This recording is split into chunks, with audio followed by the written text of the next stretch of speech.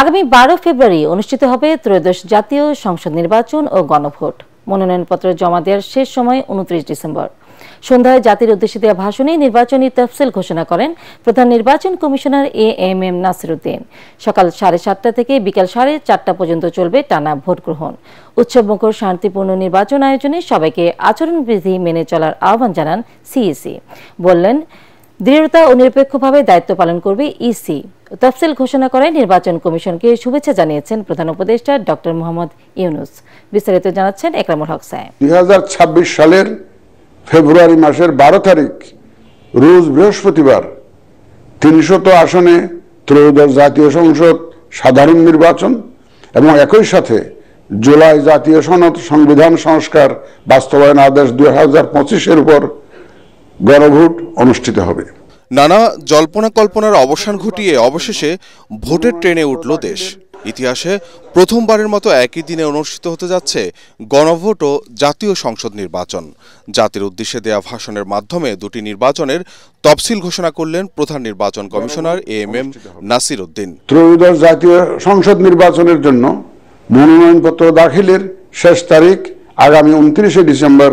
ত্রয়োদশ জাতীয় সংসদ নির্বাচনে সংসদ সদস্য প্রার্থী হতে মনোনয়নপত্র জমা দিতে হবে 29 ডিসেম্বরের মধ্যে। রিটার্নিং কর্মকর্তার কার্যালয়ে প্রার্থিতা যাচাই বাছাই হবে 30 ডিসেম্বর থেকে 4 জানুয়ারি পর্যন্ত।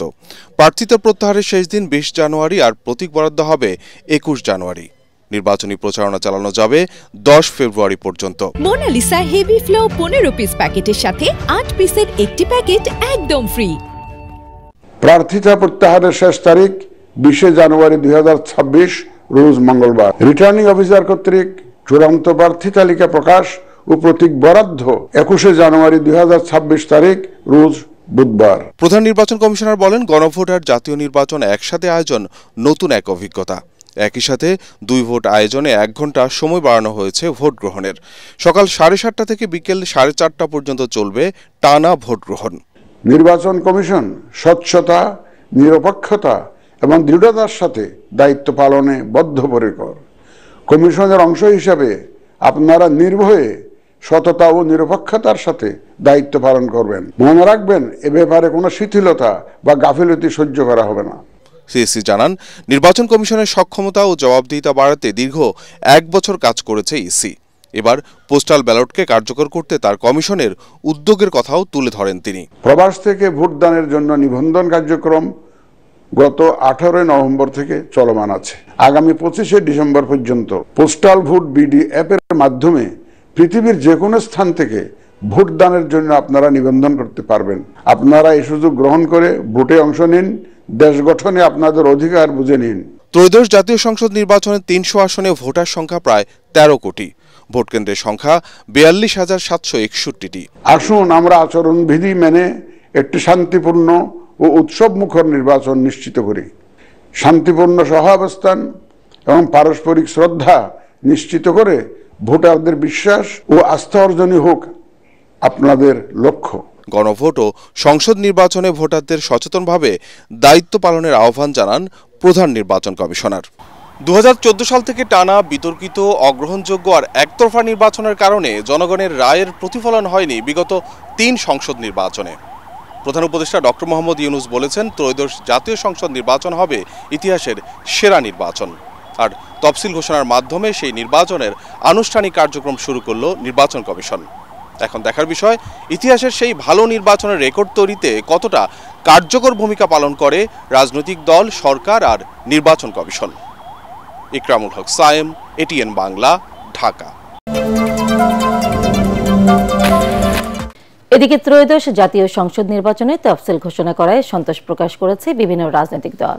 তাৎক্ষণিক প্রতিক্রিয়ায় বিএনপি মহাসচিব মির্জা ফখরুল ইসলাম আলমগীর বলেন, অবাধ, সুষ্ঠু ও নিরপেক্ষ নির্বাচন নিশ্চিত করা নির্বাচন কমিশনের দায়িত্ব। এদিকে তফসিল ঘোষণাকে স্বাগত জানিয়ে জামায়াতের মুখপাত্র এহসানুল মাহবুব জুবাইর জানান, নির্বাচন নিয়ে যে অনিশ্চয়তা ছিল তফসিল ঘোষণার মধ্য দিয়ে তা কেটে গেছে। অন্যদিকে তফসিল ঘোষণাকে স্বাগত জানালেও সুষ্ঠু ও নিরপেক্ষ নির্বাচন আয়োজনে ঘাটতি দেখা যাচ্ছে বলে জানিয়েছেন জাতীয় নাগরিক পার্টির মুখ্য সমন্বয়ক নাসির উদ্দিন পাটোয়ারি। সরকার এবং রাজনৈতিক দলগুলো তারা এই নির্বাচন অনুষ্ঠান করতে চায় এবং জনগণের যে ভোটের অধিকার সেটাকে আপনার বাস্তবায়িত করতে চায় এবং সেটাকে নিশ্চিত করতে চায়। নির্বাচন যে তফসিল ঘোষণা হয়েছে তাতে আমরা মোটামুটিভাবে সন্তুষ্ট। শব্দের একটা এদিক ওদিক থাকতে পারে, সে বিষয়গুলো আমি খুব বেশি বড় করে দেখি না। মূল বিষয়টা হচ্ছে যে আজকে 2026 সালের ফেব্রুয়ারির 12 তারিখে যে নির্বাচনের ঘোষণা হয়েছে, একই সঙ্গে জাতীয় সংসদ নির্বাচন এবং গণভোটের নির্বাচন, যেটা আমি মনে করি যে বাংলাদেশের রাজনৈতিক ইতিহাসে নিঃসন্দেহে একটি অত্যন্ত বড় উল্লেখযোগ্য একটা ঘটনা। আজকের প্রধান নির্বাচন কমিশনারের ঘোষণার মাধ্যমে সেই সংশয়ের অবসান হয়েছে। আগামী 2026-এর 12 ফেব্রুয়ারি আপনারা জানেন বাংলাদেশ জাতীয় সংসদের 300 আসন নির্বাচন অনুষ্ঠিত হবে। আমরা জাতির সাথে সাথে আমরাও মোবারকবাদ জানাচ্ছি এবং এই ঘোষণাকে আমরা স্বাগত জানাচ্ছি। সার্বিক পরিস্থিতি বিবেচনায় সরকার এবং নির্বাচনের কমিশনের আমরা দেখতে পাচ্ছি নিরপেক্ষতা এবং সক্ষমতার কিছু অভাব রয়েছে। নির্বাচন যেটা হচ্ছে এটা আমরা আগেও বলেছিলাম, এটি একটি লন্ডন ডিলের মধ্য দিয়ে হয়েছিল। এটা যদি দেশে ঘোষণা হতো বাংলাদেশের সকল দলগুলোকে নিয়ে, সেটার মধ্যে মানুষের আস্থা এবং বিশ্বাসের জায়গা অনেক বেশি এগিয়ে আসতো। অন্তর্বর্তী সরকারের উপদেষ্টা পরিষদে থাকা 2 ছাত্র প্রতিনিধি আসিফ মাহমুদ সজীব ভূঁইয়া এবং মাহফুজ আলম পদত্যাগ করায় শূন্য হওয়া 3টি গুরুত্বপূর্ণ মন্ত্রণালয়ের দায়িত্ব পূর্ণ বন্টন করা হয়েছে। স্থানীয় সরকার মন্ত্রণালয়ের দায়িত্ব পেয়েছেন শিল্প, গৃহায়ন ও গণপূর্ত উপদেষ্টা আদিলুর রহমান খান। তথ্য সম্প্রচার মন্ত্রণালয়ের দায়িত্ব দেওয়া হয়েছে পরিবেশ, বন ও জলবায়ু এবং পানি সম্পদ উপদেষ্টা সৈয়দ রেজওয়ানা হাসানকে। আর যুব ও ক্রীড়া মন্ত্রণালয়ের দায়িত্ব পেয়েছেন উপদেষ্টা ডক্টর আসিফ নজরুল।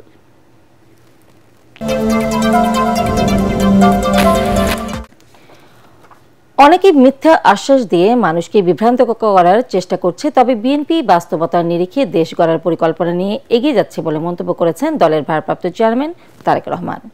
বিএনপির দেশ গড়ার পরিকল্পনা শীর্ষক কর্মশালায় নেতাকর্মীদের উদ্দেশ্যে তিনি বলেন, আগামী নির্বাচন যত সহজ ভাবা হচ্ছে তত সহজ নয়।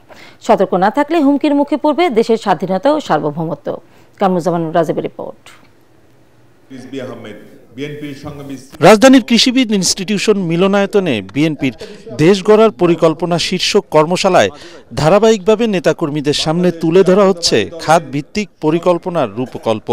5ম দিনের কর্মশালার উদ্বোধন করেন দলের মহাসচিব মির্জা ফখরুল ইসলাম আলমগীর।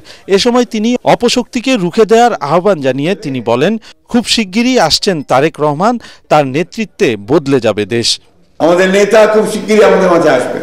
যেদিন বাংলাদেশে পা দেবেন সেদিন যেন সমগ্র বাংলাদেশ কেঁপে ওঠে বন্ধুগণ। আমরা সেই দিন আমরা গোটা বাংলাদেশের চেহারাকে বদলে দিতে চাই। আজকে মানুষকে বিভ্রান্ত করে এবং দুর্ভাগ্যজনকভাবে আমাদের প্রিয় ধর্মকে ব্যবহার করে তারা আজকে বাংলাদেশের মানুষকে বিভ্রান্ত করতে চাইছে। এতে ভার্চুয়ালি যুক্ত হয়ে তারেক রহমান বলেন, সব শ্রেণীর মানুষের জন্য সুযোগ তৈরি করতে চায় বিএনপি। দেশ গড়ার পরিকল্পনা বাস্তবায়নে জনগণ অবশ্যই বিএনপিকে সুযোগ দেবে আশা প্রকাশ করেন তিনি। 1 বছর 1.25 বছর আগে যে কথাটি বলেছিলাম যে সামনের নির্বাচন যা ভাবছেন তা না, এখনো যদি আমরা সিরিয়াস না হই, সামনে এই দেশের অস্তিত্ব, সার্বভৌমত্ব হুমকির সম্মুখীন হবে যদি আমরা, এবং এটা একমাত্র বাঁচাতে পারে গণতন্ত্র এবং সেই গণতন্ত্রের ভিত্তিকে মজবুত করতে পারেন আপনারা, বাংলাদেশ জাতীয়তাবাদী প্রত্যেকটি মানুষ। আমি বিশ্বাস করি মানুষ আমাদেরকে সুযোগ দিবে, কেন দিবে না, যখন তারা দেখবে যে হ্যাঁ বিএনপি রাষ্ট্র পরিচালনা করার একটা পরিকল্পনা আছে। সমর্থন পেতে অনেকে অবাস্তব প্রতিশ্রুতি দিচ্ছে উল্লেখ করে আস্থা অর্জনে বিএনপির দেশ গড়ার পরিকল্পনা জনগণের কাছে পৌঁছে দেওয়ার আহ্বান জানান তারেক রহমান। যারা সস্তা জনপ্রিয়তার জন্য বলে তারাই কিন্তু অবাস্তব কথা বলে দেয়। আমরা অবাস্তব কথা বলিনি, আমরা করব বলিনি, আমরা পরিকল্পনা নিয়েছি। অন্যরা কিন্তু কারণ নাম আমি বলছি না, কিন্তু হরদম বিভিন্ন রকম মিথ্যা কথা বলে মানুষকে বিভ্রান্ত করার চেষ্টা করছে না? বিভ্রান্ত করা, আপনার মিথ্যা কথা বলার কোনো প্রয়োজন নেই। আপনার কাছে এত সঠিক এবং সত্য এবং বাস্তব ধর্মী বিষয় আছে, এই যে কাগজগুলো বাস্তব, এর মধ্যে যা আমরা উল্লেখ করেছি, যা আমরা করতে চাই, এগুলো এত কঠিন কাজগুলো কঠিন, কিন্তু আমরা সকলে মিলে যদি চেষ্টা করি আমরা করতে পারবো। বিএনপির ভারপ্রাপ্ত চেয়ারম্যান বলেন, গণতন্ত্রের ভিত্তি স্থাপনের মধ্য দিয়ে সব ষড়যন্ত্র মোকাবেলা করতে হবে। কামরুজ্জামান রাজীব, এটিএন বাংলা, ঢাকা।